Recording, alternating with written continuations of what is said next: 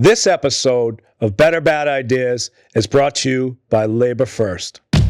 I'm Sean O'Brien, General President of the International Brotherhood of Teamsters.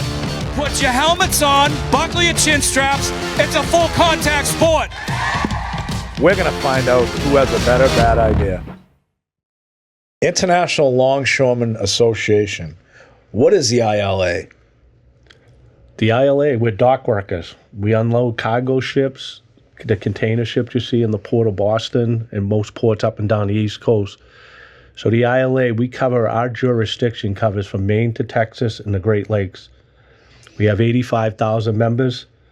We're led by President Harold Daggett, the greatest president in the labor movement. There must be a raise coming up somewhere here. No knock to you, Sean, but Bernie, I'll say second best, but go ahead. So Bernie O'Donnell, you are the International Vice President of the International Longshoremen Association from Charlestown, Mass, Boston, Mass, your whole life. Generational longshoreman. Yeah. Your family, how many generations? I'm third generation. Third generation. My son is fourth generation now. And you are George McAvoy. What is your title? Atlantic Coast District Vice President. And you also came out of a local in Boston as well. Yep, South Boston local, and I'm fourth generation. Fourth generation. So generationally, the ILA, and I grew up, in the area, so I always knew what the ILA was. We also knew that if you were born a child of an ILA member, that, unlike anybody else's birth certificates, you know how on your birth certificate it asks for your parents, mother's occupation, father's occupation. You guys had a unique birth certificate because when you guys came out, there was one other line item that says, occupation for one just born, and you guys always had ILA member. How does that work? I'm not going to deny it or confirm that, but there could be some truth to that. So generationally, this is a union that, like the Teamsters union, like every other union, you had a generational connection to it. You saw your mom and dad go to work every single day, and, just generationally, you adapted and became a member. And apparently, what I'm seeing in my organization is that there is no longer generational connections. How have you evolved from a father, son, daughter industry now to father, son, daughter, and first generation union members? Yeah, so it's been an interesting transition over the last few years. Our cruise ships are getting bigger. We need more people, and we hire strictly by seniority out of the union hall. So we run an open hiring hall. If people want to come down and they want to dedicate the time, if they want to earn the hours and then apply for membership, they're more than welcome to do that. It's not something you can just walk down the street and say, hey, I want to be a longshoreman, and you're going to sign up and go to work right away and work 40 hours a week. No. To get a steady position, you're looking at like 15 years at least. Right. So we have two classifications of workers. We have steady employees that work every day, 40 hours a week at Conley Terminal. And then we have guys that are casual out of the hall, and they work only when the ships come in. It's a sporadic schedule. We find out the day before at 4 o'clock what's available for work the next day. For new people, sometimes they could work 3 times in a week, and then they don't work for another 2 months. Right, so that hasn't helped promote the next generation that have a generational connection to continue to work in the ILA, because I think, people want continuity of work. People want the ability to go to work every single day. If I wanted to join the International Longshoremen's Association and I have no connection to it whatsoever, I'm 18 years old and I've got to wait 10 to 15 years to get a steady position, how are you going to entice me to come join your organization? Well, I think what you see with us is you come down to Union Hall, like George said, we have casual labor. Mm-hmm. And when you work in a gang, we have gang structures. So they're not steady. Not actually street gang structures. Not street gangs, but we have gangs that the description has been a crew of workers that work together. Yeah. Right. And as you know, because this will be in the Boston Herald tomorrow. And we have a lot of slang in our work where we work too. So that's why I say gangs. It's always been that way. But when a guy comes down, he'll come down. An 18-year-old kid will come in. He'll start working. He's got to gain seniority. Once he gains seniority, you put him in a gang, and then he works, specs work. We still have, we shape every day. And what is shape to the audience? You know, in my world, we have seniority lists. You get on that seniority list, you work by virtue of your seniority when work's available. Yeah, you show up at Union Hall every single day and you shape of work. There's a number of jobs given out by seniority every day, and our membership shape every single day. So the ILA was founded in 1892, right? So it's 133 years old. And you basically import and export goods and services for the betterment of this country. 133 years, right? Which is a long time organization. And at the table today, we have the attorney who's been representing them for 133 years, Mike Feinberg. Mike, what has your role and experience been with the ILA from, you know, you've been representing them a long time. I think you got fired for a little while because of me, and then they rehired you. Something like that. Something like that, yeah. One local. One local. Yeah. And so what is your, I mean, you've seen it. You've been one of the premier labor attorneys, union labor attorneys in the city of Boston, and now you have an international presence because of, you know, our relationship. Right. But you've seen the labor movement. I mean, you've been involved in it since the early 60s. Probably one of the best labor attorneys ever. What is it that you've seen about the ILA from when you started representing to where we are now? Give us a description, because look, you know, every industry is evolving and has evolved, and it's probably going to continue to evolve. But the ILA, I don't think people realize how important and valuable the ILA is. I'm the biggest fan and cheerleader for the ILA. What is your opinion, and what have you seen, and what do you see moving forward? Well, that's an interesting question, Sean. And I can tell you that in my experience of representing the ILA, it has grown exponentially in a sophisticated fashion. In the early years, yeah, the legend was you're born, right after you're blessed, you're given an ILA card. And then you show up. Blessed in whose parish? Well, it depends, obviously. It was not my parish, but I was going to say 7 days after the circumcision, but that's too graphic. So, yeah, that was the legend, that you were given an ILA card and you showed up 18 years later, you're number 4 in the seniority list. We had some litigation about that years and years ago. That is in the ancient past. And now it's become a very sophisticated operation. And diverse, I would say. I mean, historically, it was a male-dominated trade, and it's evolved to, you know, be most inclusive of women, which is great. I think every organization. We're about, what, 30%? Value. Yeah, around 30% 30% women great. in our industry. Yeah, and I was really impressed initially, and still remain so today. Just go down to Conley Terminal, which is the major terminal here in the city of Boston, and watching how the ILA and their members unload and load these freighters coming from all over the world with a stack of trailers. It goes 10, 15 high on top of the ship. And these are the guys who manipulate that, who handle it, who unload and load it, put it on trucks. It's not only amazing, but it's essential to the certain economy here in Massachusetts and throughout New England. Well, I think throughout the entire United States. Yeah.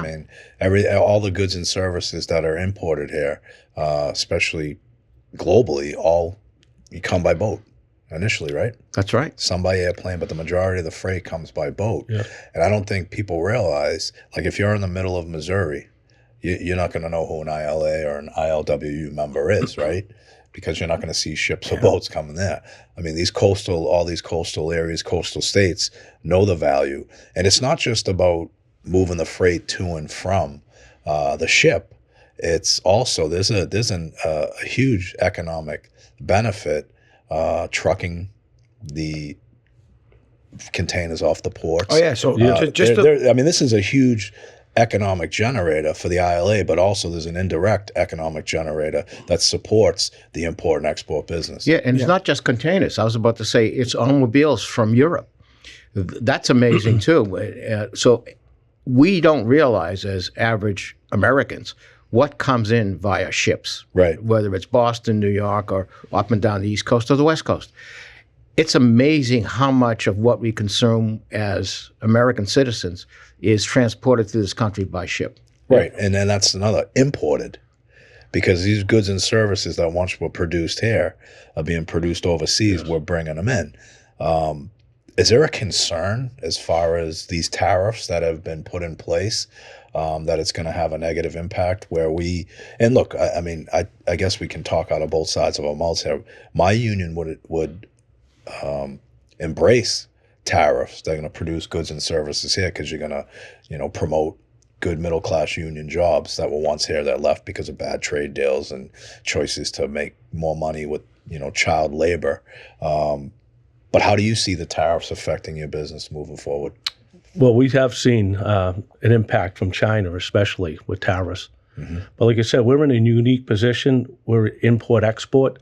So from what you're saying, if they did produce things in this country, maybe we would export. Yeah, so we're in between. Either way, we get it, import-export. So because the import business makes up 14% of the GDP, yep. Right? So that's coming in here. So that doesn't exclude us from producing goods and services that are going to export them as well. And I think right now, the statistic I read recently was that we are still up imports 5% for the month of August. The issue is I think people get confused with, there's a trade deficit in this country where we have closed a trade deficit as a result of the tariffs. But are you concerned, I guess, about losing jobs? So I don't think that there's a concern right now. We saw a rush for people to import stuff into the country before tariffs, and then we've sort of seen it bounce around. Yeah, I think they go on. The they July go off. numbers were pretty high. Yeah, exactly. And then, I can remember our international president, Harold Daggett, his son, Dennis Daggett, saying years ago, we hope things are made here in the country. We hope we're a net exporter. Right. I mean, we're the ones that are loading the containers on the ship to be sold overseas. So as far as trade deficits and how that is going to affect that, I'll be honest, it's probably a little bit over, maybe a little high level. Yeah, but because you can read anywhere, right? Like, yeah. Trade deficits are good. It means that they want your currency. That there's sort of both sides to every argument. Ultimately, we're seeing a little bit decline year over year with containers, maybe flat now. And we're hoping to grow. But a lot of that has to do with some of these ports around the country not being able to bring in these big ships. I mean, some of them aren't equipped, so you may lose membership, on the East Coast versus you may lose membership on the West Coast, but we have the ports on the East Coast that can support these big, the shipping lines are completely different than they were 10 or 15 years ago. Oh, massive ships. So I'll tell you, in 2013, 2014, when we started getting for the Boston dredging project, Conley Terminal expansion and get new cranes, they were expecting 16,000 TEU ships. They were projecting it by 2030, 2035. Those ships have been calling Boston for 2 years Which now. is a great thing. Absolutely. And so I was in a meeting this morning. As you know, I sit on the Port Authority board, was huge in advocating and pushing that $1 billion dredging project that we achieved, which was great because we could bring those ships in, the bigger ships in, support it with the infrastructure of the cranes and everything else.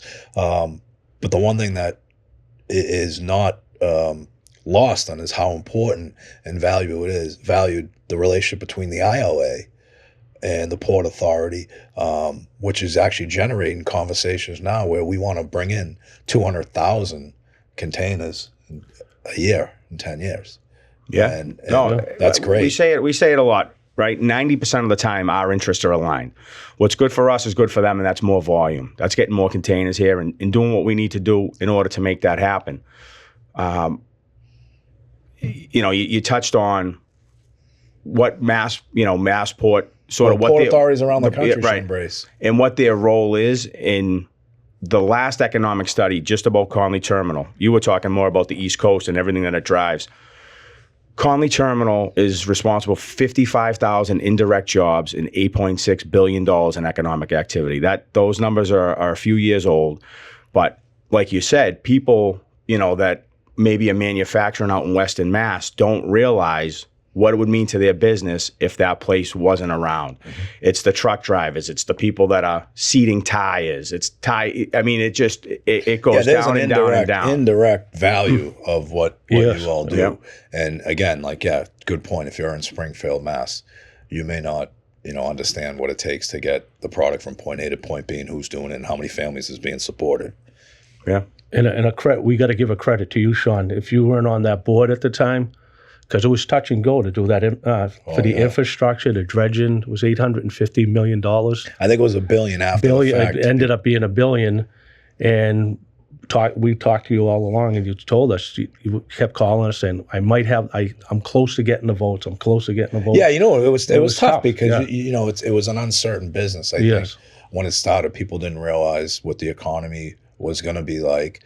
No one realized how valuable import-export business was. And if you remember, we had, I think, 3 active ports at one point working in Boston. You had East Boston, you had Charlestown, you had South Boston. Yep. So when you closed the Charlestown One Basin Moran Terminal, right, and you guys know this better than I do, and East Boston pretty much didn't really operate, at that time period. Everything was geared towards Conley. People were like, well, there's 2 or 3 terminals that aren't being used because there's not a lot of import-export coming out of them. Is this an investment that we truly want to make? Yep. And the good thing was these ships, they built them so big with so much freight now, and I think it was, what was the canal? Panama Canal, that they were accepting these big ships. And if we were going to able to compete and keep a vibrant port in Boston, that investment had to be made, and it had to be made in a capital project, which was $1 billion, which the state obviously contributed, the federal government contributed, but Massport contributed a lot, and it was touch and go, to your point. Oh, absolutely. Because one of the biggest things people don't realize is what we lack in Boston is a rail system that runs concurrently with the ships. Like if you go to Port Newark, New Jersey, or you go to any major ports, right next door you have rail, right? Yeah. So that was a big debate, a big issue, and also the nature of what truck traffic is going to do to the neighborhood in South Boston. Yeah. I mean, and I tell you, I spent a lot of time and effort. People don't realize how much the communities matter when you're making expansions to ports, especially in South Boston, because there was more controversy over this expansion because of, number one, truck traffic and what effect it was going to have on the community. And I'll tell you, there was some good debates about, look, this is a generational industry that's been around for over 100 years. It supports the community. The people that live in this community, for the most part, live in these communities.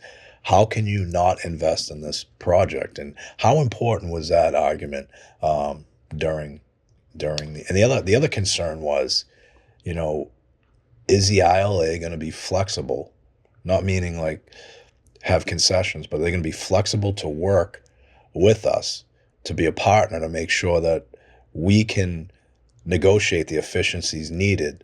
And our whole time, I remember the conversation was, they'll be cooperative and they'll embrace efficiencies, but we're not going to compromise jobs. This episode is brought to you by LaborFirst, the leader in healthcare navigation and advocacy for plan sponsors, union members, and retirees. Navigating healthcare isn't easy, especially when it comes to Medicare, and it shouldn't fall on our retirees' shoulders alone. That's where LaborFirst comes in. They work one-on-one with members to help them understand their benefits, resolve issues, and get the care they've earned. From answering tough questions to fixing billing problems, LaborFirst is in your corner every step of the way. No call centers, no runaround, just healthcare advocates who care. LaborFirst was founded by a proud Teamster son and grandson. For over 60 years, his father and grandfather led Teamsters Local 837, now Local 107 in Philadelphia, with pride, purpose, and grit. That same union spirit runs through everything LaborFirst does today. Now, hundreds of union health plans trust LaborFirst as a true partner, delivering results, supporting members and retirees, and never forgetting who they're working for. When it comes to protecting what your members have earned, LaborFirst stands with you. Visit LaborFirst.com to learn more. That's LaborFirst.com. This episode is brought to you by Catches Law Group, proud advocates for injured workers and their families since 1986. If you've been hurt on the job, navigating the workers' comp system can feel like fighting an uphill battle. That's where Catches Law comes in. They've recovered over $3 billion for hardworking people just like you, and they don't back down when your rights are on the line. They know what it means to stand shoulder to shoulder with unions and workers across the country. Because at Catches Law, it's not just about compensation, it's about justice. Please visit catcheslaw.com at KECHES Law.com. I've had the opportunity to work side by side with Catches Law. I've witnessed how vigilant they fight on behalf of injured workers in America. The one thing that's true is when someone gets injured at work, the employer does not care. They do not advocate on behalf of the injured worker. Catches Law not only advocates, but makes certain the family of the injured worker is taken care of as well. Make sure you visit catcheslaw.com. That's KECHES Law.com. 100%. That was our approach. One of the things we did that I think was very novel on the East Coast was we added start times for vessels every hour on the hour. Before the dredging project, we had tidal constraints. So we'd finish working the ship and then it would have to wait. If it missed its next berth at, down in New Jersey, missed its sailing in Panama Canal, I mean, it's adding hundreds of thousands of dollars of cost to this ship. So, And you're really not gaining one job out of it. No, we're actually making it more efficient for the ship to come in and out, which you could say maybe cost our members a little bit of money, right, by adding to the efficiency of the ship. But I mean, we bent over backwards to handle these bigger ships while this project was ongoing. Massport stepped up huge back then with the Tommy Butler Freight Corridor. So there were residents that lived right on East First Street that weren't happy with the trucks. So they built a road with its own little bridge that connects out to Summer Street.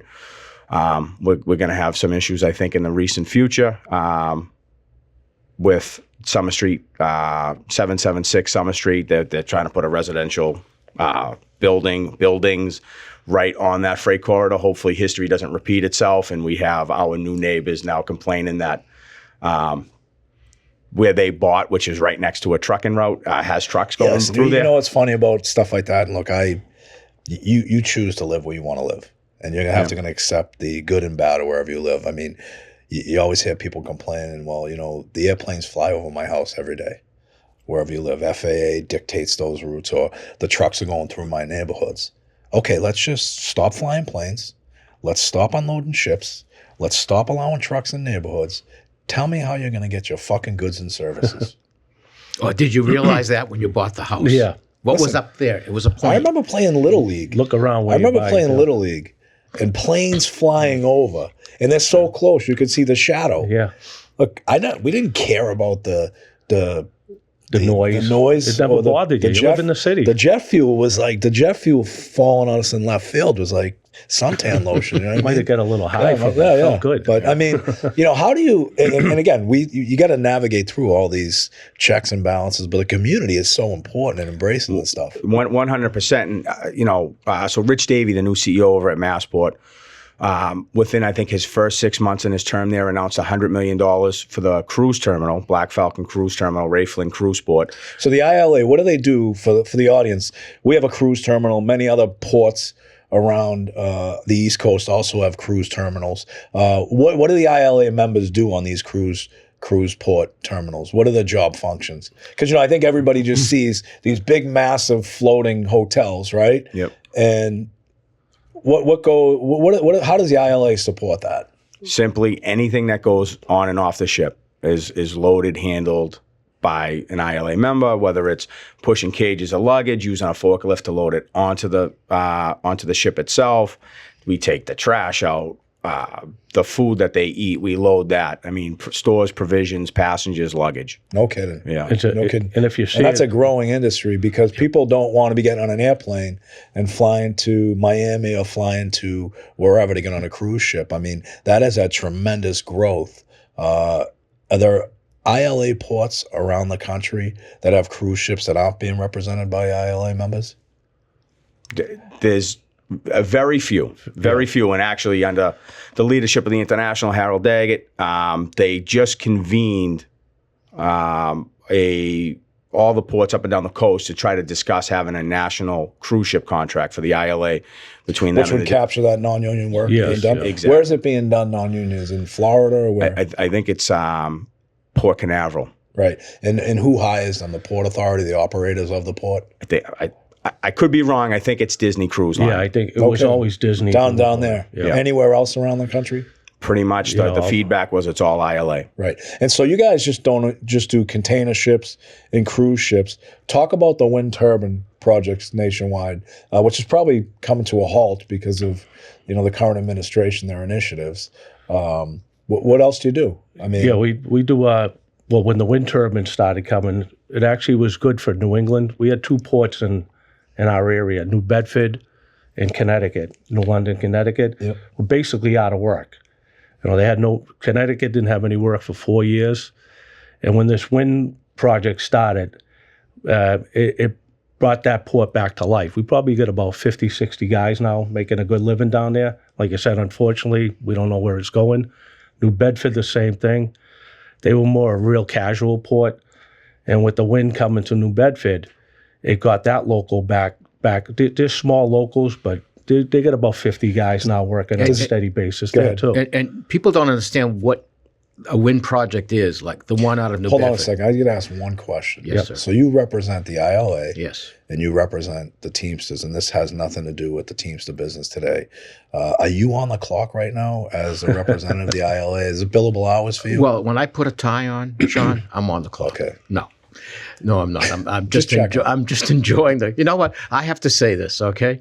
And I said this to you before we started this podcast. I've argued a lot of important cases before a lot of big courts.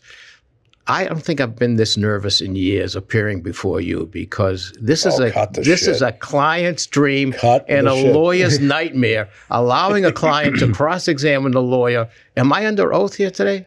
Mike, you've been under oath and I've seen you lie, so it doesn't matter. So just getting back to New Bedford, explain to the audience what it involves in the wind project. All we know when we think about this is that big turbine out there in the ocean developing electricity. But you guys play an essential part in that construction. Yeah, when they bring those turbines in, like I said, they're massive. We're the blades riggers. are like 110 feet long. So we do all the rigging, unloading.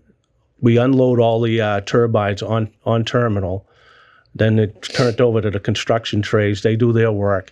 And then we take control of it again and reload them back on ships. They go back out to Nantucket Sound, and they're put out there in the ocean. So you guys aren't responsible for that blade that fell off? No, that had nothing to do with us. All right, just checking. No, but the good part is it landed in Nantucket. Yeah. And we know they deserve that. Right?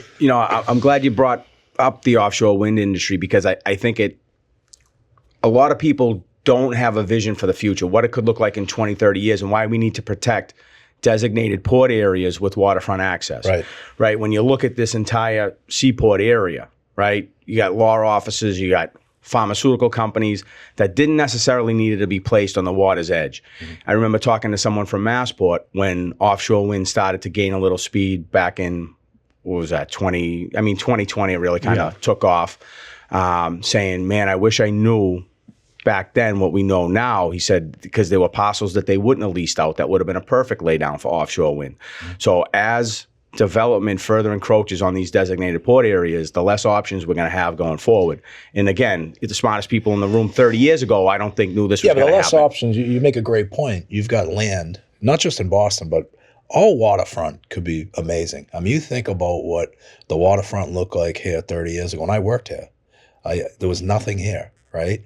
So, you've got to support the waterfront, not only just by providing jobs in Longshore, but the vision probably wasn't there because no one probably thought there would be wind turbines. No one probably thought that, there'd be this massive development of opportunities, shipping and receiving. People were focused on, let's make this beautiful. Let's put up huge buildings. Let's make it a commercial area where we can have office space, condo space, whatever. So, moving forward, like a lot of these port cities and towns, not just in Boston, but all on the East Coast, like, should they be thinking we shouldn't develop land on a waterfront because maybe there's a potential? Or are they looking at, hey, look, let's get a automatic utilization for it right now, and it may compromise, the opportunity to create a vibrant port somewhere else? How do you predict that? Like you said, you can't. It's hot. It's a tough sell because we're trying to desperately hang on to land on the waterfront to protect our jobs. And like you said, the average person out there wants to build condos and marinas, restaurants, condos, but it doesn't support real jobs, good paying jobs. Right. The service industry, So, like I said, in Boston, we're pretty much near the end. We only have one big parcel left. North Jetty. The North Jetty. And like when you look at Boston, we are unique. The port is right in the city. Like we were talking about the neighborhoods. One of the few ports, if any, in the whole country that's right within the city of Boston. Yeah, that's great. But think about the audience, right? That's great. You get on a tour, you come in, you drive in to South Boston, you park your car, get on a cruise ship, or you park your car and you're waiting to get on a cruise ship. You can walk around and go to all these restaurants and everything else. Yeah. But if I'm coming over on a container ship, I'm not getting off that ship to go hang around South Boston and the waterfront. I'm there, get the ship unloaded, and I'm leaving, going back, right? So that really doesn't have a value as far as what you're saying. Yeah, I know. Right? Yeah, people love looking at cruise ships. They don't looking at containers. Right. They don't understand the business of containers, what's going on there, what it's bringing into this area. Now, do you see containers getting bigger? All right, now I think that 53 feet is the biggest. You got 20 foot. So we 3 sizes are really the only ones that go on. You got 20 footers, you got 40 footers, and you got 45 footers. Right. I don't think containers themselves are going to get bigger. They just we see ships get bigger. We see 53 foot on the containers road. on the rails. Right. On the rails. Rails and road, yeah. I don't think you could see it on the ships because of the configuration. They'd have to retrofit every ship. So, and these shipping lines, they are multi billion, high billion-dollar billions corporations and conglomerates globally, and they are making shitloads of money. Now, there was a consolidation. I think all the shipping lines used to always have their own ships, correct? Yes. And then there was a consolidation to commingle the freight to come over. What impact has that had on jobs, if any? And they consolidated for a reason, right? Oh, yeah. Yeah, to monopolize the rates. Yeah. Right. And charge whatever they want. A lot of them, and they pushed out some of the smaller shipping lines by doing that, too. Yeah, they gobbled up the competition. They made this push for larger ships to make it economically unfeasible for these smaller lines that had smaller ships to, carry as much freight as they were. So yeah, within the alliances that probably started 12 years ago. They shake up every now and then. People switch sides. It really, who are the biggest shippers? So you got Maersk, Mediterranean Shipping, Evergreen, Costco, Hapag Lloyd. Yep. Who are some of the other? And they all commingle their freight on the same ships? Yep. Evergreen, Costco. They had the 2M service, which was Med and Maersk. They had an alliance for a long time. They were coming to Boston. Maersk decided not to come here. Med kept their own ships here separately, so they can run ships within an alliance and then sometimes do it separately as well. Zim and Med just entered into a slot sharing. I don't know if it's called an alliance, but they're shipping on each other's lines now. What are the biggest imports we're bringing into this country? Probably furniture. Into the Port of Boston? Into the Port of Boston. Port of Boston. Furniture from where? Taiwan? Vietnam. Yeah. I know there's a big push. There's a lot of, right now especially, you'll see it, is liquor is a big import over here, especially now during the holidays. But if you had to quantify what the biggest import was, it is furniture. It is, yeah. What else? Pretty much anything. Everything and anything you anything. can think of. What about nationwide? What do you think the biggest import is? Steel?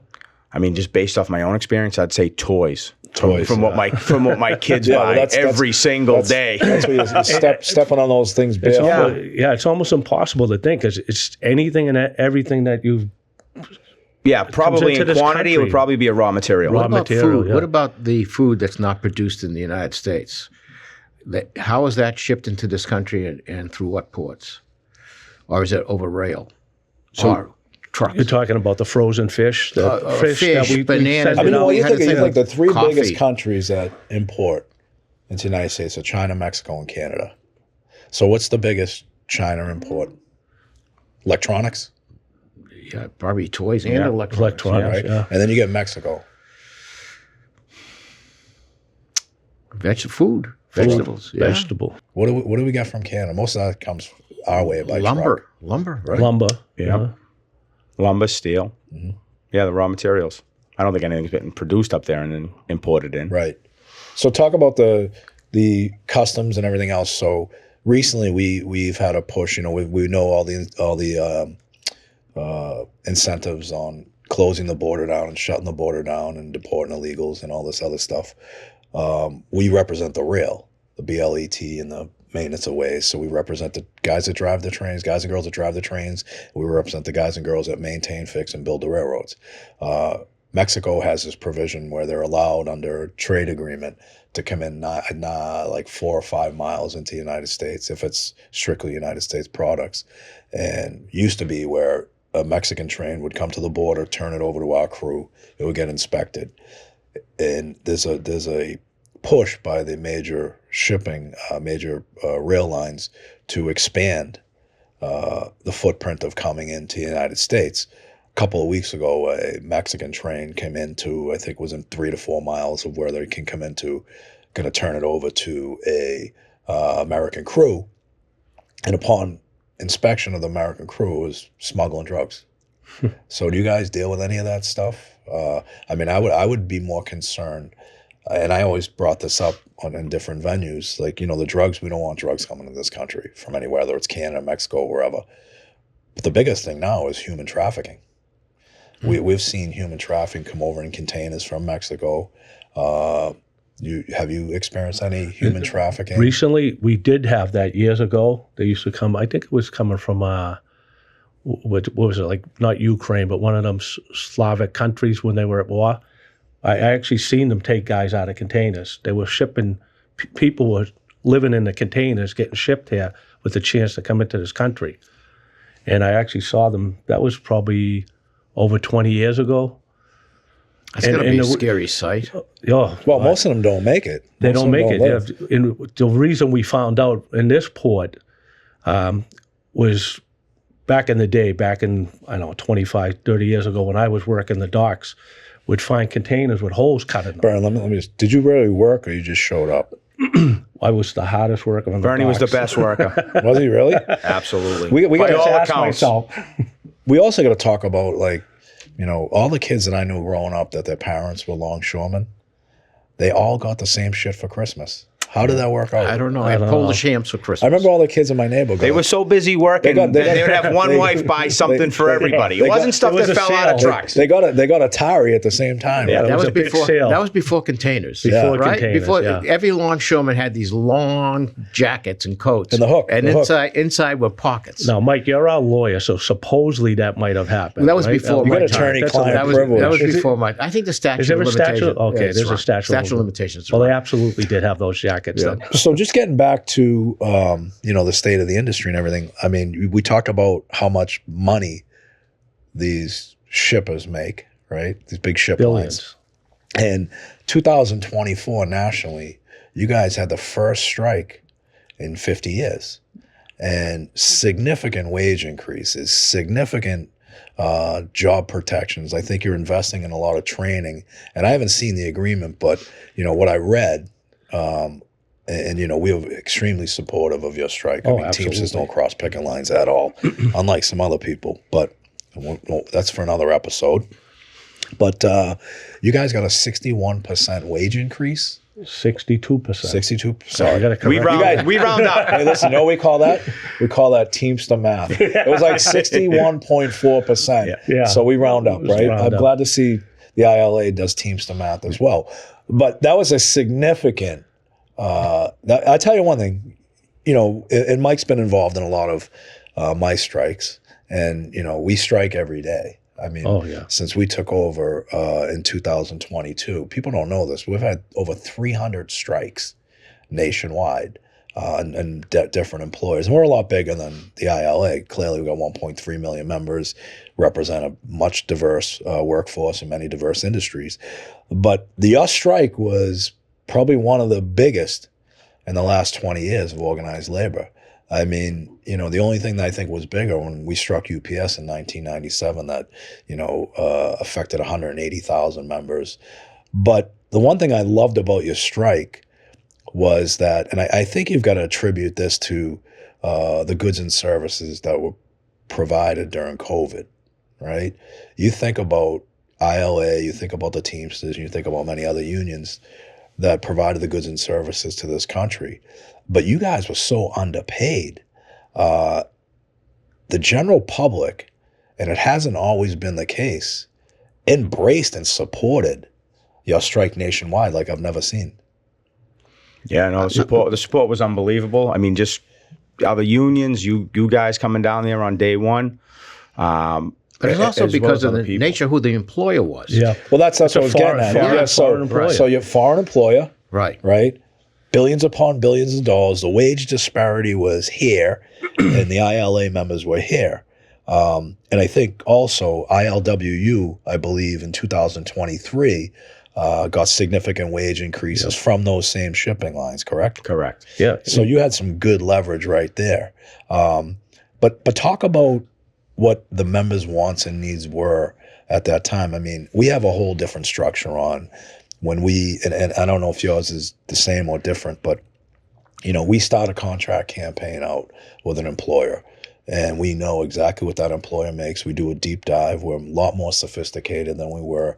We know exactly what they're making. And then we, you know, go to the most important people, talk to the rank and file members, and find out what their wants or needs are.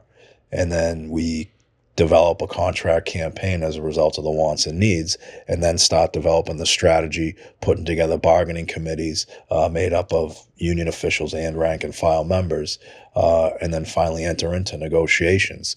What was the process like for you guys?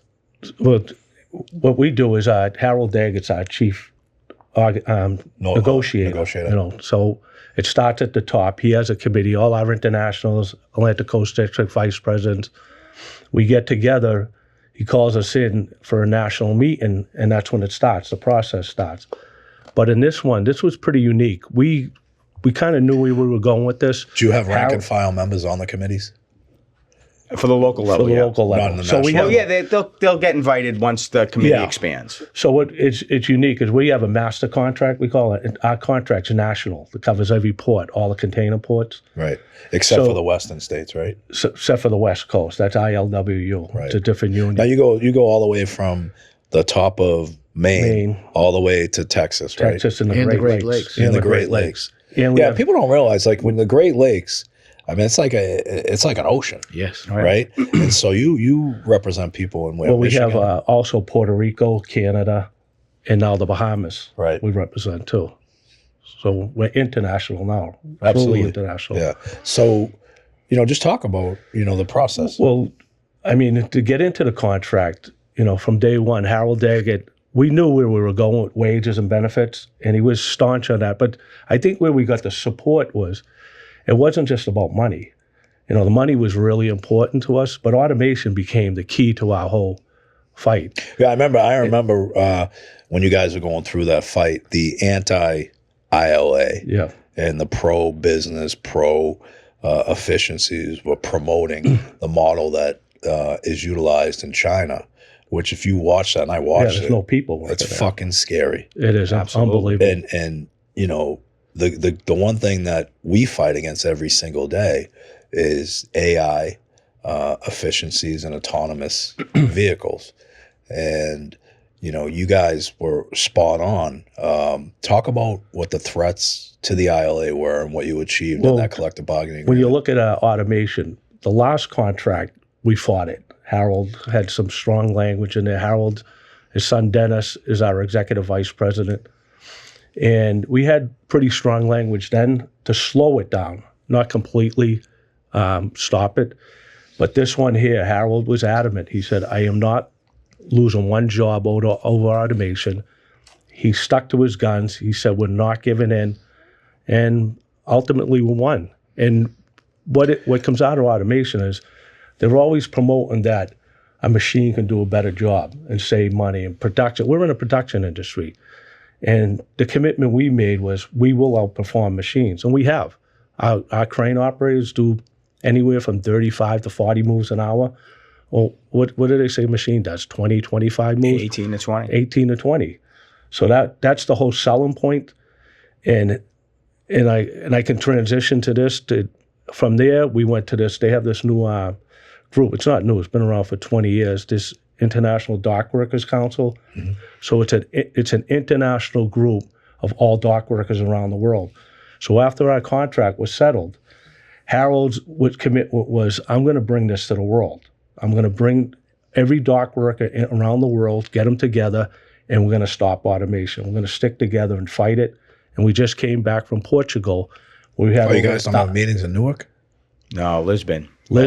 Yeah. We had over 1,000 delegates from around the world. But there are a lot of ports around the world that are fully absolutely. automated, right? There are, yeah. I mean, I saw that. China's fully automated. And even like the chassis being moved from point A to point B are all basically done by a robot on a platform. Yeah. I mean, there's been ports in Europe. Was it Rotterdam? Late 80s. Harold mentioned it when we were over in Lisbon. He said, in the late 80s, I went over there and I saw an entire container terminal and hardly any people. He said, and it scared the shit out of me. He said, we're not going to let it happen anymore. So like Bernie said, he just formed this global maritime alliance. It's dock workers around the world. It's master mates and pilots. But he's saying, and what they signed a document committing to it, if any employer, like you said, these employers they're global now, right? We're not dealing with the United States company. We're not dealing with they're global, and in order to fight them, we need a global response. Well, you need a global collaboration. Absolutely. Because they don't give a shit about the American worker. Right. What they're concerned about is the bottom line of their balance sheets and their profits, and they don't care who it affects and how it affects. But the technology is frightening when you really think about it. And we've been dealing with these issues for a long time in the Teamsters Union. But I mean, Mike, you know the agreement. What kind of protections did they get protecting against AI and automation? Well, the major one was that nobody would lose a job because of automation. And but we just see it. We had a conversation before we started where a company is looking to automate, and we want to put language in the contract that would actually protect the workers. It's not necessarily to stop automation. I mean, at your last podcast, Sean, you were talking about the food warehouse division. I'm just trying to pull something up that I saw being advertised in New York City this week. All right, so not because of the new mayor, was it? I don't know. That's going to be another.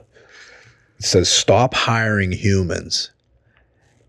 AI employees are here." It's crazy, right? Yeah, crazy. That's scary. And this is not just one billboard. They're all over major cities. So, there is an appetite to replace human beings with AI and automation. And, we've got to be thinking far ahead as how do we get ahead of this? And you made a great point. You slowed down. The first contract, we slowed it down. This time we put it. But here's the thing that we've been talking to people about, because part of our problem, and I think part of the whole problem of automation, is that, we make a big stink of things after the fact, historically, right? Where we are reactive to most situations, not just automation, but in general. And I think this time around, I know from our organization, is that we're taking a proactive approach and saying, look, we don't want to be an impediment to technology. If technology is going to protect our members, make the jobs more efficient, and promote, good blue collar jobs, then we're all in. But we don't want to be an impediment, but we want to be at the table prior to implementation, because there's a lot of opportunity to look at how this technology, how these efficiencies, how this automation is going to affect jobs. But there's another benefit to creating jobs as a result of this technology. Who's going to maintain and fix, the technology? Who's going to program the technology? And I agree with you 100% on the one point you made, is that, humans are more efficient. But like in our world, when we're fighting back autonomous commercial vehicles, and I said, look, the best computer and the best instinct is right here on a human being. Like, you can see something coming. You can, by life experience, just like if you're working the docks, you can see a container getting lifted, and you can see, hey, that doesn't look right, put it right down. Computer's not going to be able to do that. So there's all these jobs that we can create as a result of technology. It's just a matter of convincing society and more, quite frankly, these politicians that are getting in bed with big tech, because they got campaign donations coming their way, and they also got life after politics, right? They get these big 7-8 figure jobs. We've got to convince the general public that technology is great, but we've got to create opportunity as well as a result of it. That's right. And there's a difference between technology and automation. Mm-hmm. For example, just stay with the ILA. It wasn't too many decades ago where product would come into the port of Boston and it wouldn't be containerized. It would be in the hold of a ship, and it would take X number of humans to get that product. Very dangerous jobs. That's why they had the hook. That's right. Why they had the hook. On the waterfront comes to mind. And you go down the hole, you have to hook it up, lift it up, and get it out. And then along came containers. And that changed the industry, but it produced jobs as well. As you said, somebody's got to operate the cranes. Somebody's got to maintain the cranes. Somebody's got to facilitate where the crane's going to go. Look where we came from. Think about us. Our brand, Horse and Buggies, provide goods and services. Yeah. You don't think we were fucking frightened when the combustible engine came in and they started, making trucks? I remember that. Yeah, well, you were there. I was there. You were there. I remember that. You were there, but you know what I mean? It's like, look, we all fear the unknown, but we know what's coming. Yeah, I mean, and you know what? The old timers had a right to fear, because we went from 3,000 longshoremen in Boston now to about 300 to 500. That's it. Right. That's what containerization did to us. Right. And granted, then the jobs that were left, a little better conditions, right? You're not. Yeah, but nobody should assume, because of this conversation, that the ILA or the Teamsters stands in the way of progress. No. No, but we just want to come along. We want to be part of it and promote it, but also provide jobs as a result of it. You don't want to be victims of the progress. I mean, you look at it this way. AI can't swing a hammer, can't wire a house, it can't unclog a toilet. Those jobs are always going to be there. It's the jobs like the people we represent, is where we got to find a way when this technology and this boom happens, because it's coming. I mean, I had a conversation with the governor of Colorado probably about 4 months ago, and bipartisan support on mandating that a human operator has to be in an autonomous commercial vehicle. And overwhelmingly bipartisan support, because we framed it as a public safety issue, especially if they're going to platoon tractor trailers, which could be containers on chassis, right? And also, it's damaging letting these heavy vehicles operate at a high rate of speed with no human operator. The investment in infrastructure is continually going to demise. So everybody that's investing, paying taxes to rebuild a infrastructure, great roads and bridges, as a result of this technology, you could be destroying the very thing that we built, right? So it's like, we frame this issue, not to mention, most importantly, probably 200,000 jobs just in the state of Colorado that a CDL holders, and I think that's the number, is 250,000. Every state's different, because, and this guy's a Democratic governor, always supported, the unions always supported him. And when I had him on the phone, I said to him, look, I give him the whole spiel on why this is bad. And I said, look, this is a perfect example of both parties working together for the betterment of an issue. And he's like, yeah, I know, it's great, Sean, but we're not going to see that for 10 to 15 years. Don't worry about it. I said, no, it's coming 10 to 15 minutes. Yeah. And he says, well, I've always been with the Teamsters, right? I said, okay, we need you to be with us in this one. I just can't. Oh, really? Where are you going to put those 200 or 250,000 people that depend upon a CDL license to work? Where are you going to put them? Oh, don't worry, it's 10 or 15 years down the road. I go, no, again, it's 10 to 15 minutes down the road.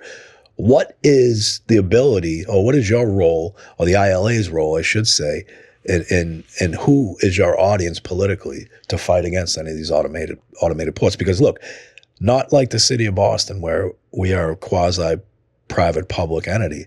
A lot of these ports around the country, not just in the East Coast, West Coast, are operated by private equity. Yep. Yeah. And their concern is profits, and it's not jobs. So politically, where do you align, and where do you what do you see politics playing a role in this, outside of the tariffs and outside of creating opportunity with tariffs producing stuff that we can export? What is your biggest fear politically of this automation and the effect it's going to have on your job? I mean, Bern, do you want to talk about the meeting that Harold and Dennis had with President-elect Trump? Yeah. I mean, so in the middle of our contract negotiations, right? So in October, we had our strike. They agreed to wages, 6-month cooling down period. That was going to extend. January 15th, right? I think we voted February 20th. February 15th. January 15th. January 15th, you're right. So Harold and Dennis go down. They meet with President Trump. And, you know, the way Harold tells the story, I'm not going to do it justice, but he says, Dennis, don't talk first. You know, he asked us down here, don't say anything. So President-elect Trump at the time sits down and says just dead silence for 2 minutes. And then finally they open it up and he says, I wasn't going to talk first. Yeah, I wasn't going to talk first. So he said, you know, what are we here for? I said, they want to replace us with robots. They want automation. I think they referenced, which was smart on your leadership's part, because you know how President-elect felt about China. Yeah. I think, from what I remember, look, I haven't had the opportunity to meet Daggett yet. I can't wait to meet him.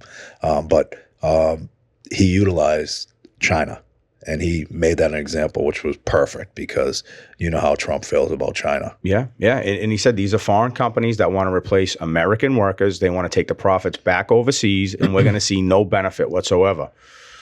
And they said, you know, he didn't say, I need to think about it. I need a few seconds. He said, okay, dictate this tweet or truth, so whatever post you're going to put out there on social media, and said, I stand with the Longshoremen. We should not automate American jobs so foreign companies can profit if they want access to our economy. And obviously that's not a direct quote. But there is an appetite from the administration to embrace AI and efficiencies and technologies. So, you know, on one breath, yeah, they took the position, we're going to support and stand with you. But, you know, you saw during the big bad bill or the big beautiful bill, right, where Senator Cruz tried to slide in that moratorium to states to regulate, to eliminate for a 10-year period states to regulate AI. Now it's coming back in another form. So there's going to be several different runs at this. So, you know, regardless of what was said and the support, you know, there is an appetite. And you know, I've got to, you know, put blame where blame needs to go on a lot of this stuff. You got to blame the legislature, both sides. You know, they should be able to get in a room and figure this shit out. But you raise an interesting point, and there was some pause here as to what the answer is, because nobody knows what the answer is. What's the leverage point? What's the pressure point in the ILA or the ILWU dealing with these international conglomerates? We have it here in the United States with UPS, and we could put pressure points in UPS, consumer boycotts, what have you, and negative publicity. Deadlock grievances in the central region. Yes, that was one of them. Right to strike over that. Yeah, but look at these guys. They're dealing with these massive international conglomerates, as you said, billions and billions of dollars of profit, located in foreign countries, and they have legitimate concerns, legitimate points to press and to save American jobs. Who do they go to? Where is as you said, where's your audience? Well, your audience has to be politically. Has to be the legislature. Has to be the legislature. So here's an example. And by the way, think about all the work that our organization lost because of these bad trade deals. Yep. You know, and we're trying to recapture that work with some of the tariffs. And look, whether you like the guy or you don't like the guy, I'm going to support anything that's going to produce American jobs. I don't care what it is, especially. Well, that's what I was going to get at. It's anyone who's going to support the hardworking men and women of the ILA. That's it. You know what? You don't agree with everything that anyone has to do, right? But in that instance, he stepped up.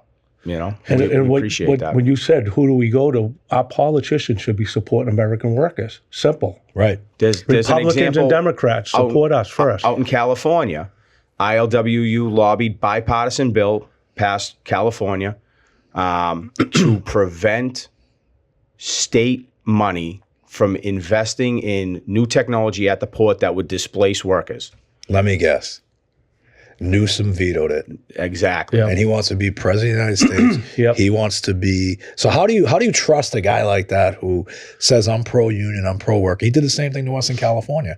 We had bipartisan legislature all ready to go. All it had to be signed off of requiring and mandating human operator and autonomous commercial vehicles, right? And you got a Democrat who wants to be the Democratic nominee for the president of the United States. And you and I have had a lot of fucking debate over politics. Somewhere we didn't talk for a couple of months and, whatever. But that's another podcast. We're beyond that, right? That's another podcast. But my point is, like, all right, there's a guy that we think we can count on, like the guy in Colorado, like the guy in Illinois. Takes our money. Takes our money, tells us we're the best, love what you do, but yet he's not going to invest in protecting the jobs because he's bought and sold for by big tech. So my point is, where do you go?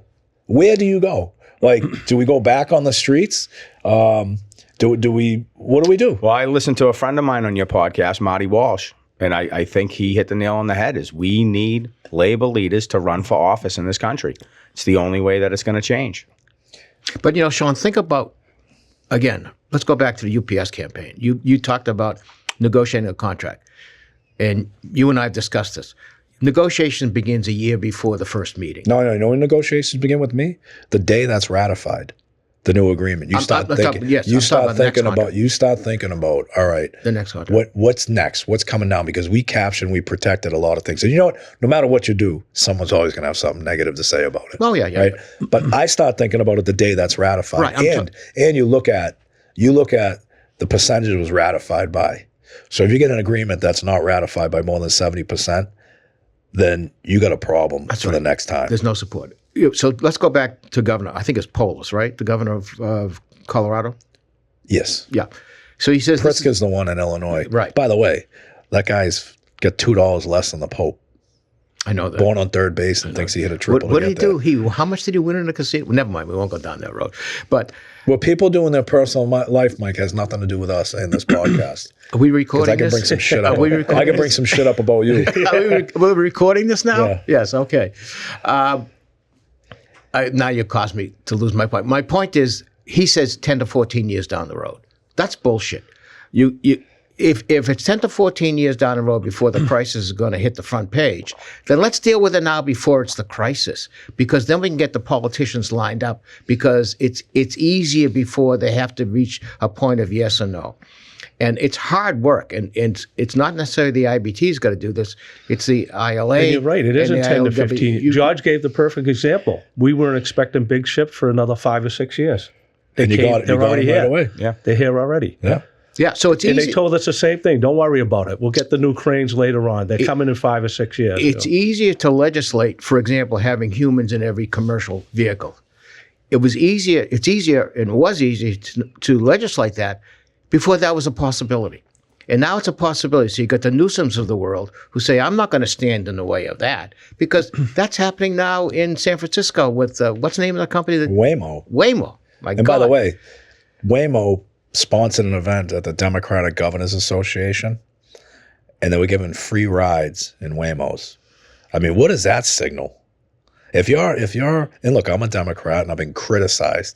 I almost got in a fight the other night over this, but if you're a Democrat and you're saying you want to be for working people, like, don't be getting in Waymos and going for a ride saying this is great.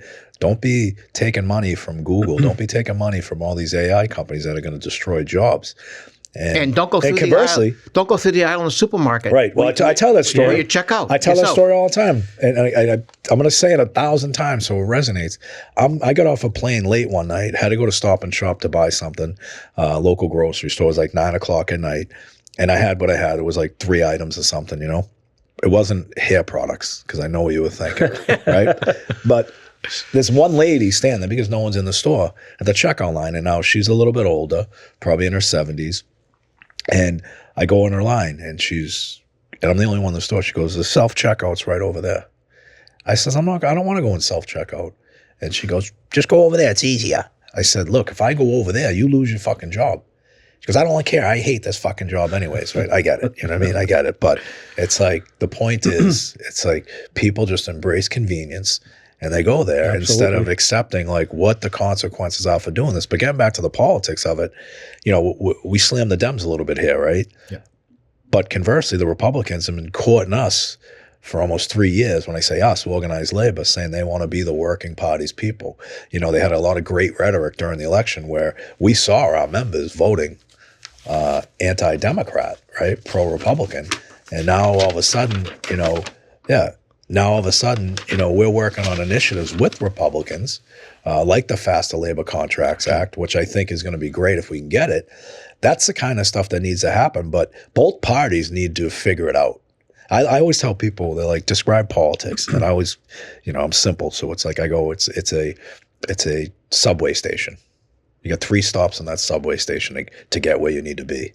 You've got Congress, you've got the Senate, and if you get collaboration, coordination, and agreement on the first stop and the second stop, the third stop's going to be easy. Right. The third stop is going to be very easy. The third stop is the president. Right. And if you know you got majority support in these issues, you know, how can you say no? That's right. And I'm not going to say I've come to your side fully, but my side's in the middle. In the middle, and you know my politics as well as anybody else. But the feeling is that the days of, and I know there's going to be a broadcast, but people will dislike me. The days of the Democrats saying, "But I did this for you. Where are you now?" Yeah, those are gone. And the days of the Republicans saying, "I will do this for you in the future," we can't wait. No. We can't wait for either side. You take this. I'm loving the fact that this is fucking recorded. Because all those texts and emails that were confidential that I saw, I forgive you. Well, you said to me at the beginning, we can edit anything out if you want. So I may come back to you on that. You. I may come back to you on that. Anyway, you know, the Faster Labor Contracts Act is perfect. Right. So let me just tell you about this, right? So, and most people we've been talking about, Josh Hawley, Senator Josh Hawley and I have been talking for almost 3.5 years because he truly, you know, people can say whatever they want. This guy has been rock solid with unions, right? Even as a Republican from Missouri. So even before all this election bullshit rhetoric, you know, we were meeting bipartisan because, you know, coming from Massachusetts where we are, and navigating through politics, I never really looked at Republicans in Massachusetts anti-union, anti-worker. I looked at Republicans as being Republicans because of the zip code of where they lived, right? And you know yourself because we worked on many. I mean, you look when we did the dredging project, right? We had to get bipartisan support. There was nobody out there, no Republicans out there saying, "We're not doing this, we're not supporting this." That was legislation and funding that was supported on both sides. I look back to the motion picture industry when we were bringing movies to Boston, right? Trying to bring Hollywood here. We got bipartisan support for a tax incentive that would create a whole new industry, which it has. And a Republican governor put the tax incentive into perpetuity. So when we were doing all this work on a smaller level and it's working, I'm like, all right, when we get to this larger audience, right, this bigger venue, let's just incorporate the simple block and tackling of working with both sides on a national level. So one of the first things we started doing was calling up, you know, moderate Republicans and saying, "Hey, I want to meet with you, make an introduction." And we had some tough conversations. We've had some, you know, disagreements. But at the end of the day, like if you're not having these conversations and disagreements, then you're not going to be able to work to get anything done. Fast forward our relationship with Josh Hawley and Cory Booker. Cory Booker has been great on the Senate side with us, and also On the Republican side, from both the Democratic House, we got Norcross and we got Whip Emma. That's going to be endorsed. Pete Stauber's been great. So what happened was, like, we looked back and said, all right, what was our biggest issues over the last 20 years? And it's always been organizing new members, stopping threats of retribution and retaliation for joining a union, and actually getting to the most important thing, a first contract when you organize these members. So if you remember 2008-9, you'll remember this one. I remember you calling me saying when Obama won, you said I had a tear in my eye watching him give his acceptance speech, right? Right. Because you said this is going to change labor. Right. And at that point in time, our biggest, you remember this conversation, yes, I hope. I do, yes. I mean, you are a little bit maturer than you were under the Obama administration, but your memory's still good. But the biggest ask we had was the Employee Free Choice Act. That's right. And I'll never forget this, right?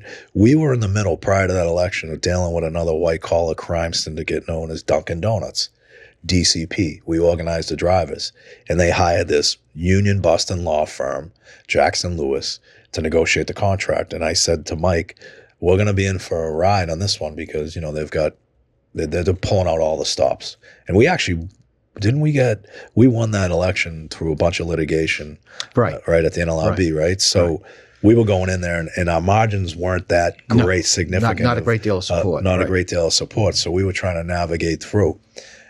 Anyways, they were dragging their feet. September, October, we got certified. I think it was August we got certified. Election was in November. Dragging their feet, not giving us any dates. And Labor was out there front and center. We're going to get this Employee Free Choice Act passed. We got the House, we got the Senate. Now we got a Democratic president. Should be a no-brainer. That, right after that election in December when Obama first won, that lawyer from the union busting law firm calls me up, said, can you meet? Sure. I met him off the record. And he's like, well, the landscape has changed. Going to be a different strategy in negotiations, and basically conceding to the fact that we were going to get the Employee Free Choice Act. Well, as time went on, first 6 or 7 months of that presidency, and we're in negotiations, there was no way this was passing or even going to get introduced. That basically set us back. Yeah, eventually. Remember that, right? Yeah, he said, you're not going to get a union security clause. You're not going to get a union security clause. So we were going to strike the group, and whatever happened. They walked away. Fast forward, Biden gets in, right? PRO Act. Very, very, it was like the Employee Free Choice Act on steroids. Right. They had all the bells and whistles. And it would have been the best labor legislation ever because it had everything. It had card check. It had recognition. It had everything that we wanted and we fight to get. But the problem was you were never going to get bipartisan support on that because it was just so much in there, and it was being introduced by one party, the Democrats, versus another party, the Republicans. So you were never going to get support on that. And that was talked about through the entire Biden administration. And Biden was probably the most pro-union president ever. I'm never going to not say that. But, we never got that legislation passed. And then 6 months prior to the election, there was an appetite for the Democrats to introduce that PRO Act, right, so that it would get rejected by the Republicans and use it as a weapon in the election, saying, see, they're not pro-worker. Because they, in my opinion, again, unqualified opinion, they knew there was a change in what direction workers were going. And not because they like Republicans or dislike Democrats. They just felt that the Democrats haven't done enough for them. We haven't had any significant labor law reform. And if it has been, it's all been pro-employer. So they were going to weaponize the PRO Act. Prior to this even taking place, we were workers. We knew it was never going to, even if it was introduced, it was never going to pass. We were working on this with Senator Hawley, who then we got Senator Buckner involved, and we've got like 13 or 14 other Republicans on board, which we've never had. And it doesn't have all the bells and whistles that the Employee Free Choice Act had or the PRO Act. What it has is the necessities of, going to a fair election, right? Parties are bound to meet within 10 days, mutually agreed upon. And then if you can't get to a contract or you come to an impasse, within a year, then you have a third-party arbitrator come in and make a decision, and that contract's in effect for 2 years. 2 years.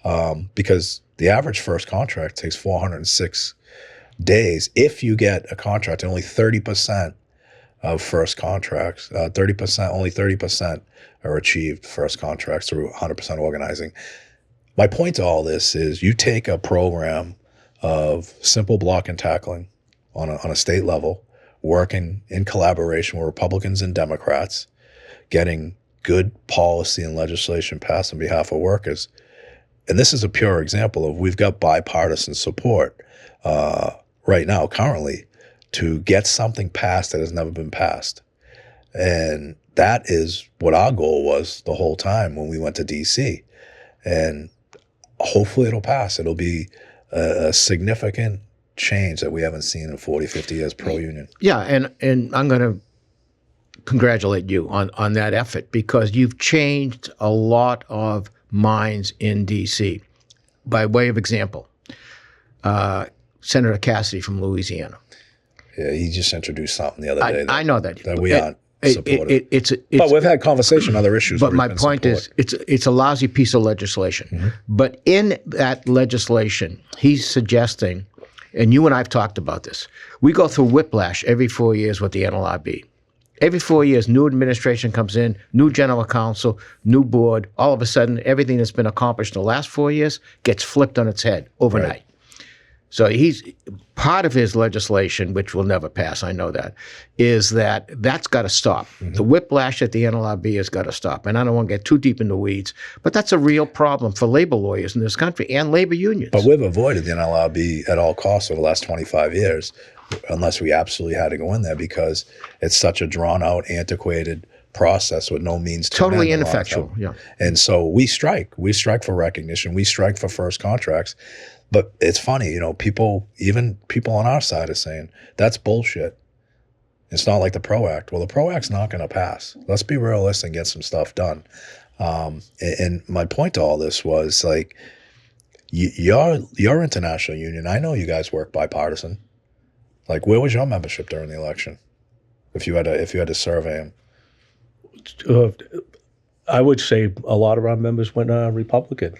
Definitely. And it's not because they're Republicans. No, it isn't. It's just they felt, I think, as you said, we're middle class, working middle class, and they felt like they're being left behind. With all this craziness going on in politics, there's two extremes, extreme right, extreme left. And it seems like the working guy is in the middle, just trying to support his family and go to work every day and support his family. And it's like, with all this legislation and all this stuff they're throwing around out there, I think that's what happened. Yeah, and in my opinion, the message gets stale. Yes. All the time saying, I'm with you, I'm on your side, always have been. It gets stale because there's no progress in some of the more important points. So when a voice comes along, and I'm no fan of Trump, Sean knows that, but when a voice comes along and says, vote for me, I can do it differently, then to a lot of the people we represent, that's appealing because they know they're not getting anything done. And I'm not going to go into think about the people we represent, right? The men and women we represent. And there are a lot of unions out there, a lot of good unions, service industries, where their members aren't making six figures. Their members don't have health and welfare and pension benefits. So a lot of those folks, the Democrats appealed to them during this last election because there was a lot of social justice platform going on that would have helped a lot of those low-wage earners. Conversely, our unions are a lot different and unique in the building trades. When you think about it, we're all earning big money or good money, right? We got good pensions, got great health care.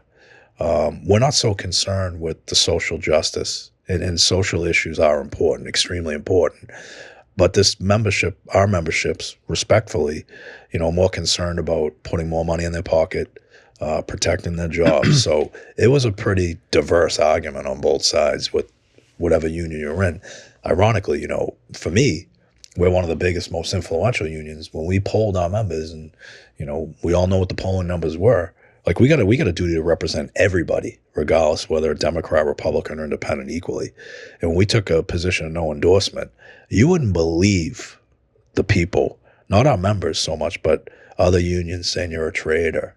You need to do this. I'm like, I'm a traitor because we listened to our members and respected their opinions and did what we represented our members equally across the border. I guess I'm a traitor.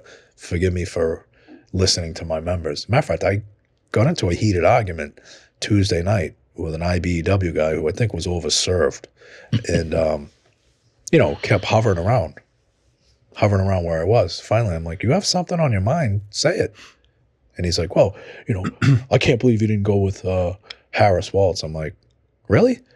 I go, you're a business agent, right? In the local? Yeah. I said, who's a majority of members? Who did they vote for? He goes, Trump. I go, okay. So you don't listen to your members and you want to criticize me? And he's like, well, I'm just saying, what are you saying? Like, what are you saying?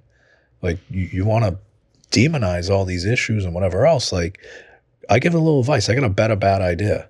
Go home, listen to your members, and cultivate a strategy and platform that benefits your members and take into consideration how they feel.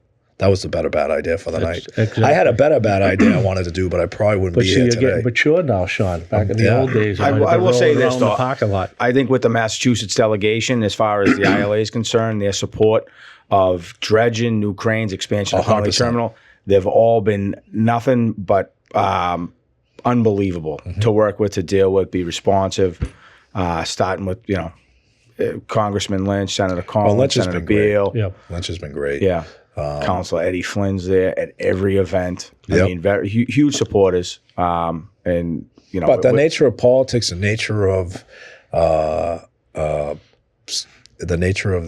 city council of Boston, where it was 10 years ago and where it is now, completely different to navigate Absolutely. through.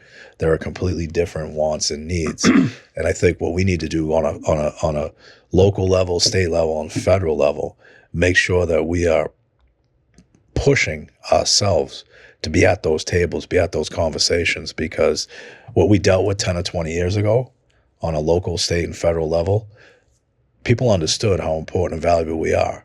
We got to continue that, even though the platforms may change and the faces may change. They have to understand who moves this country and who built this country, and that's organized labor. And I got to say something. I got to give George a lot of credit for a lot of this stuff, because the ILA, Longshoremen, no one knew what we were or who we are, unless you were from the city of Boston. I think we always stayed in the shadows, as we said, and we realized we had to get out there more and deal with our politicians and be more aggressive, just to get the word out, who we are, what we are, and the importance of our jobs. Well, I mean, the other thing, too, we can never forget who we work for. Sorry. We work for the members. They allow us the opportunity to be here. Where is growth? Do you see growth in the ILA? Obviously, we are rock solid focused as an organization on organizing new members.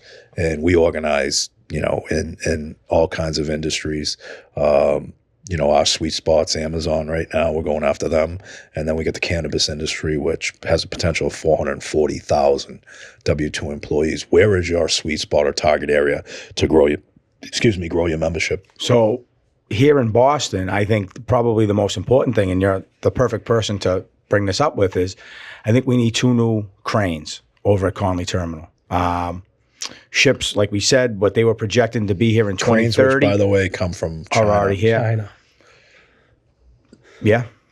I mean, Yeah, there's been a lot of discussion on that, and Yep. I think it's probably more likely to keep supporting that major investment that was made. That at some point in time, Yeah. I think that may happen. I mean, but as far as organizing within your industries, are there any target areas that like for us, we do a lot of we've organized 95,000 members in 3.5 years in many different areas. But where we had tremendous growth is when we're working in a certain industry, whether it's UPS, whether it's food services, and we identify people within the organization, the companies that aren't represented, we organize those folks. Like we got 5,000 specialists. We organized at UPS for a card check because we leverage with Strike for recognition.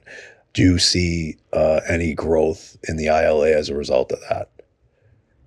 Internally organizing? yeah. So I think that it would be with break bulk cargo, which normally is, down in the southeast Gulf Coast. For whatever reason, it seemed to have shifted down there. And, we have a great organizing team, John Baker, Jim Payla, Alan Robb, I think that have really focused on trying to, get in there and get these outfits and get them signed up. I think the contract that we just signed, which boosted the starting rate, obviously had significant raises up front and down the line, will help make that effort a little bit easier. What's funny? I was at a meeting this week. Do you guys do any work on the naval shipyards or the ports? Do you do, like, are there contractors that you're signatory with? So there's two ports where we load military cargo when it's going overseas. Okay. So there is an appetite right now, and I met with the Secretary of Navy this past week with the Boilermakers, and they want to build Navy ships and utilize all the ports, not just the 4 ports that they're direct employees of, but to build these Navy ships. And they're 2.5 years behind on where they need to be. So there is a real push to collaborate with the unions and provide the labor to do it. Do you have any ability to leverage some influence on those ports to help advocate for longshoremen in this process of shipbuilding for the Navy? Well, we do have a guy on that's hired by the ILA, military guy. That's what we hired him for. Yeah. He's a Navy guy too, isn't he? I'm not sure. I mean, I would assume they're ports, so that might be an opportunity. Yeah, we always had like a liaison on that we hire to deal with the military. So we do have somebody there that's looking at all that. But I mean, that's good stuff. Those are good conversations to have where, and during that conversation, my point was going to be that the Secretary of Navy, who's really passionate about this, I think it's like a $30 billion incentive to do this work. He said, we recognize and we want people to be paid well. We know there's ports around the country that, don't pay well. And when people aren't paid well, they don't perform well, and we don't attract the best talent. So it's refreshing to hear some of that, especially in the maritime industry. Yeah. Well, listen, it works well down south, as we know. Like Alan Robb, organizers from Houston, and the military praises our guys down there. The equipment they get out there, and some of our guys travel down south. I know it's a little different. They'll travel from port to port to supplement they these must military. love getting you guys, like Boston guy down in like down south, And like you said, up in the Northeast, I think we're pretty lucky that we control all the ports up here. It's all union. So as far as growing on ports, we have maybe one in Connecticut we'll probably go after at some point. It's a break bulk port that does some salt, cement. But for the most part, we grow within. As the terminals grow, we'll grow. Yeah, as the ships pick up. Right. I mean, look. Mechanics are probably going to be our biggest growth. With more equipment coming to these ports, we grow in that That's great. aspect. But the good thing about growth and membership, especially with humans, we got billable hours, right, Absolutely. Mike? So just think, if we Did you embrace, say we have billable hours? you have billable hours. Thank you. We pay for it, right? Thank you. But we have, you have the ability. We want to keep more humans in here to keep more attorneys Absolutely, working. 100%. So I guess the moral of the story is the ILA is vibrant. The ILA is going to be growing. The ILA is protecting their jobs for their members, and the United States has to embrace, endorse, but more importantly, be thankful for the men and women that provide the goods and services coming into this country and out of this country. Now, I always ask this question if you watch the podcast, so I'm not going to feel bad if you're not prepared to answer it.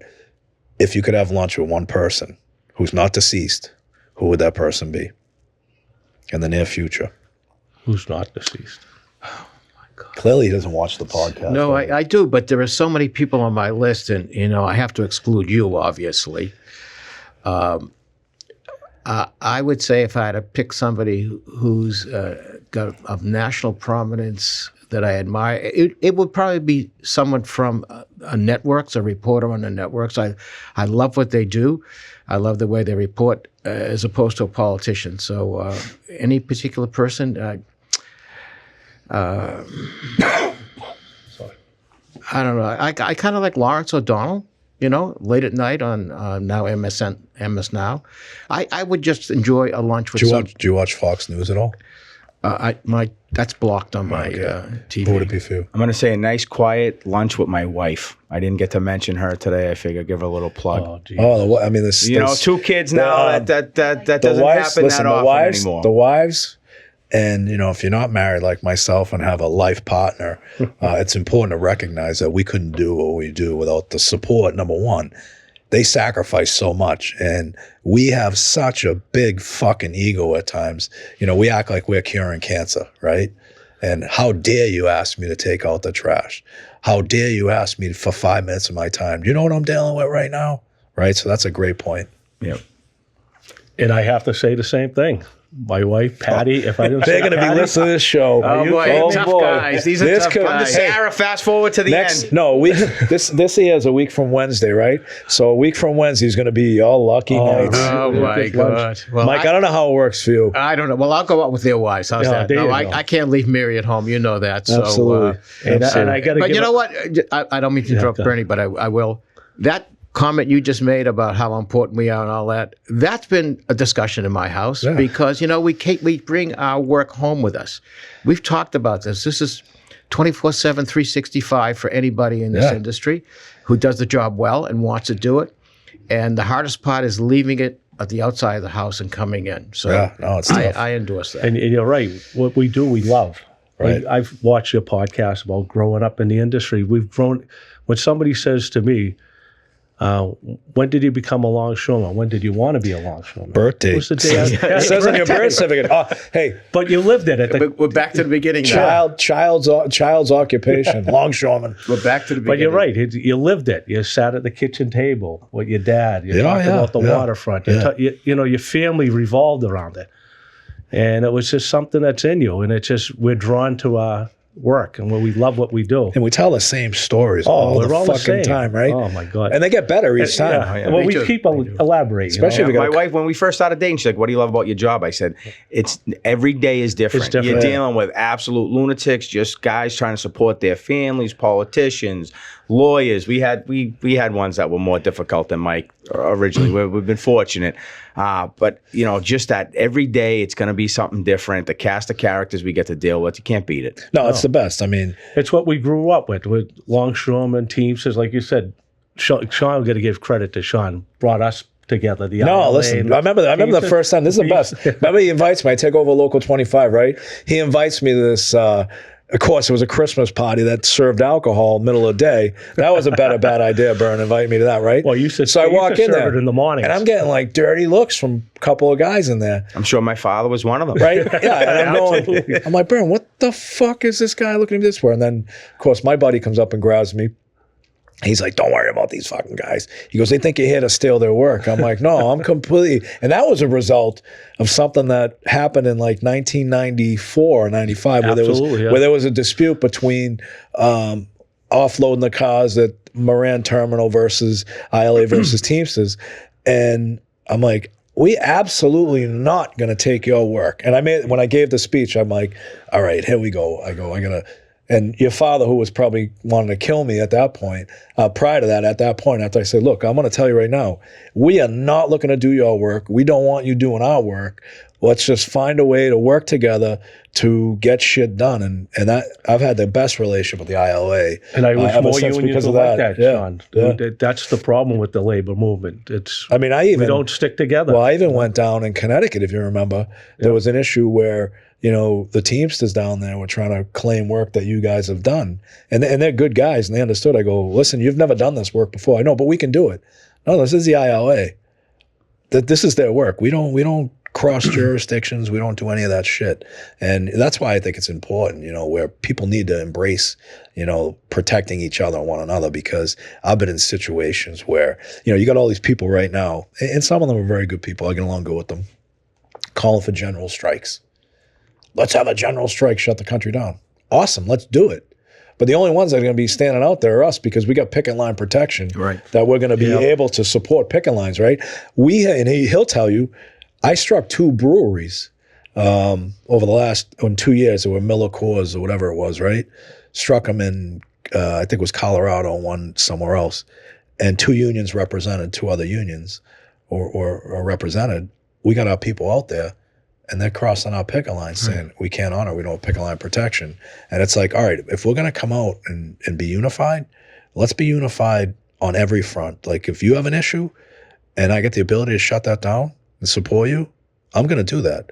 So instead of like talking a good game and all this stuff, let's negotiate provisions and contracts like picket line protection, like we do, to make sure we can support one another's picket lines. Because it'd be embarrassing if we did have a general strike and people had to cross picket lines. Yep. Right? Yeah. That would be I mean, bad. you know, we have right in our international union, every contract that's negotiated, we have thousands of white paper agreements. If they don't have picket line protection, they don't get approved. Yep. They're going to go back to the They get table. rejected, right? So, listen, I want to thank everybody for coming on Better Bad Ideas today.